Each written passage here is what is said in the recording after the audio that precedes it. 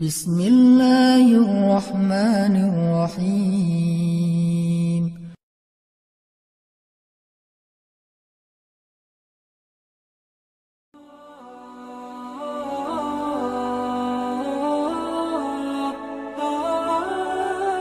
Jadi teman-teman, poin pertama bab kecewa. Kalau kita kecewa, saya yakin semuanya pernah kecewa dan mungkin masih akan kecewa atau bahkan lagi kecewa sekarang. Kelihatan dari muka-mukanya. Kecewa sama saya.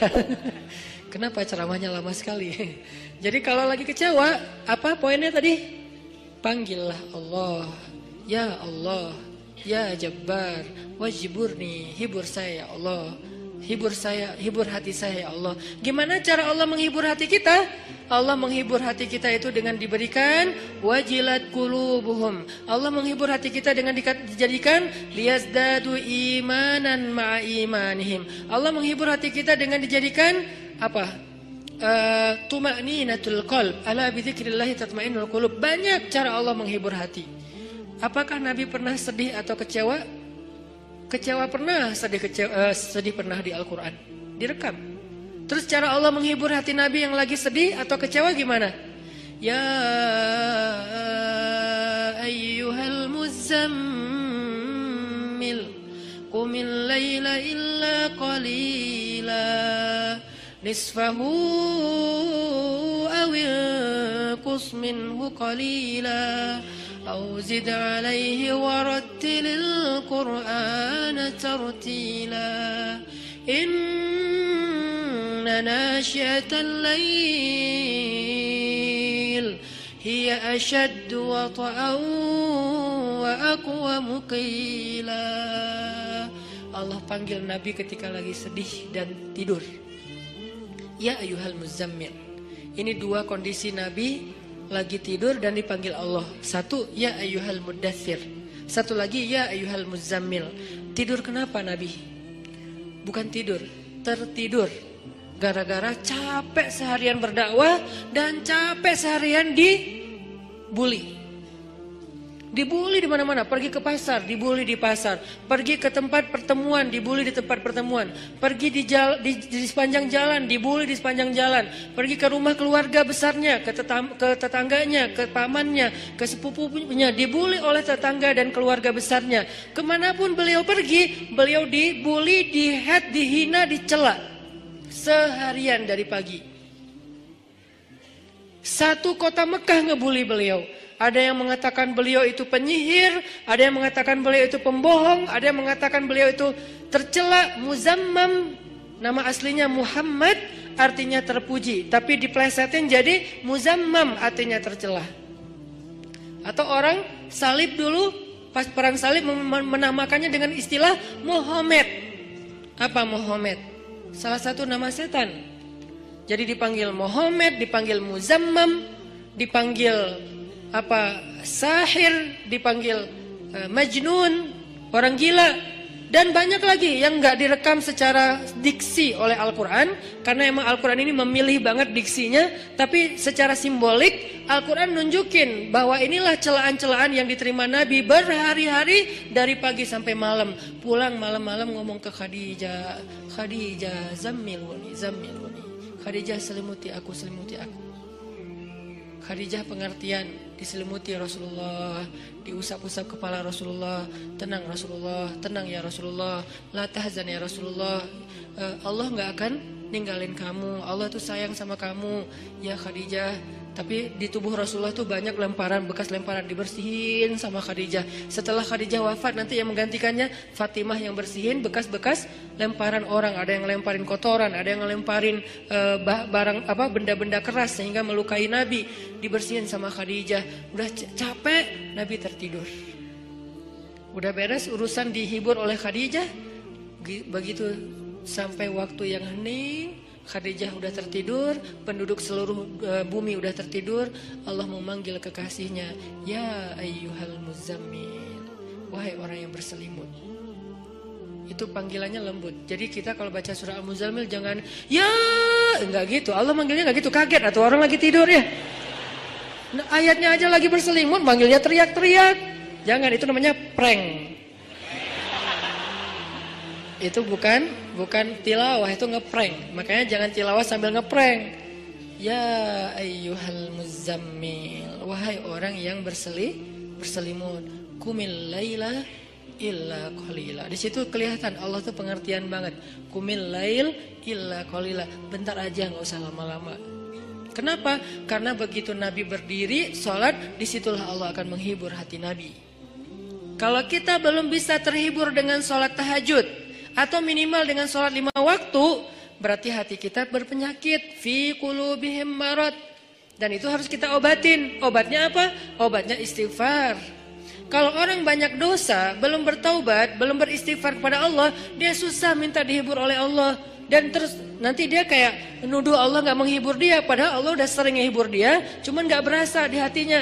Karena hiburan Allah itu hanya bisa dirasakan oleh orang-orang yang hatinya bersih.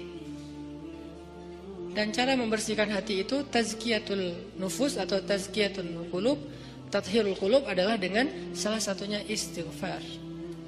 Perbanyak istighfar supaya begitu nanti kita ada masalah, kalau kita nanti lagi disakitin, kalau kita lagi kecewa dan sedih, kita bilang wajibur nih ya Jabar, wajibur nih ya Jabar. Allah hibur kerasa, kita lagi dihibur oleh Allah. Kan enak ya, kalau apa yang Allah perlakukan kepada kita tuh kita kayak ngerasa, itu enak tuh. Daripada Allah udah habis-habisan ngehibur kita, kita nggak ngerasa.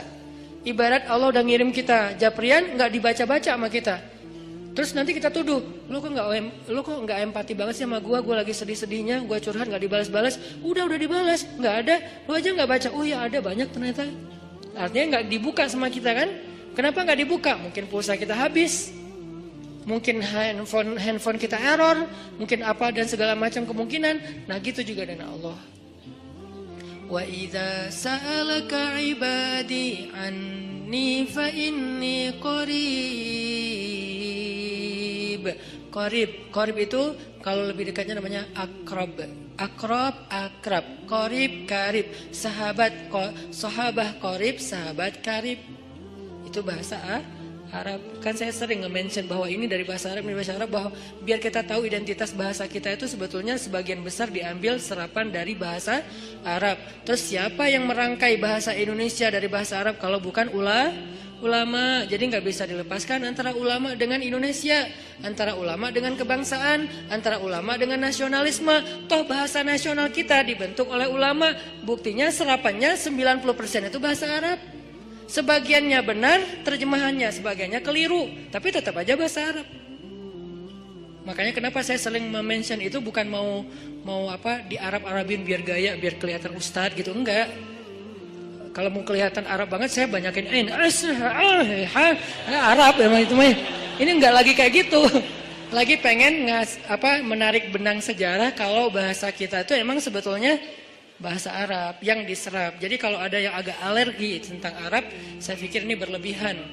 Kita nggak alergi terhadap ras, mau Arab kayak, mau Eropa kayak, mau Afrika, mau apa, ya kan itu semuanya takdir Allah kan. Emang kita bisa minta diciptain sebagai orang apa? Nggak bisa kan? Ya Allah saya pengen diciptain sebagai orang apa ya enaknya.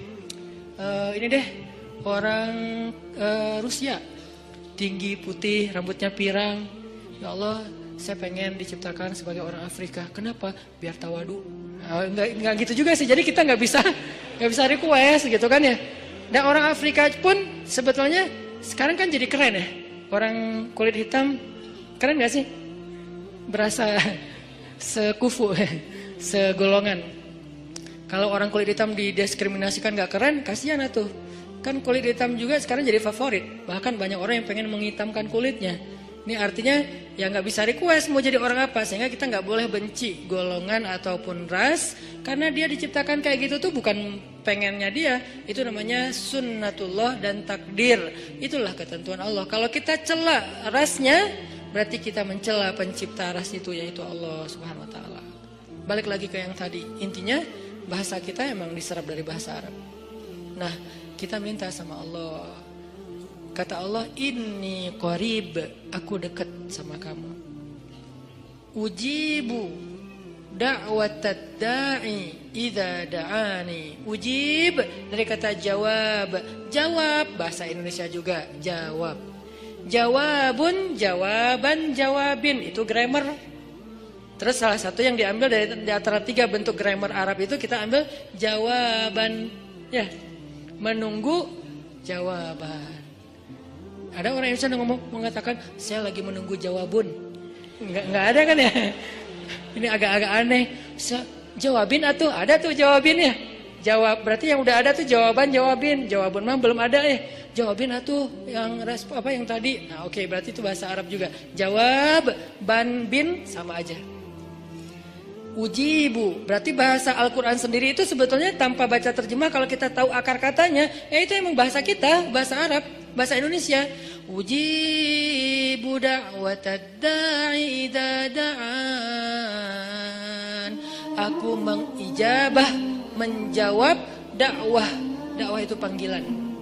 Ujibu da'watad da'i idza da'an. Aku menjawab panggilan dai, orang yang memanggil kalau dia mendakwah.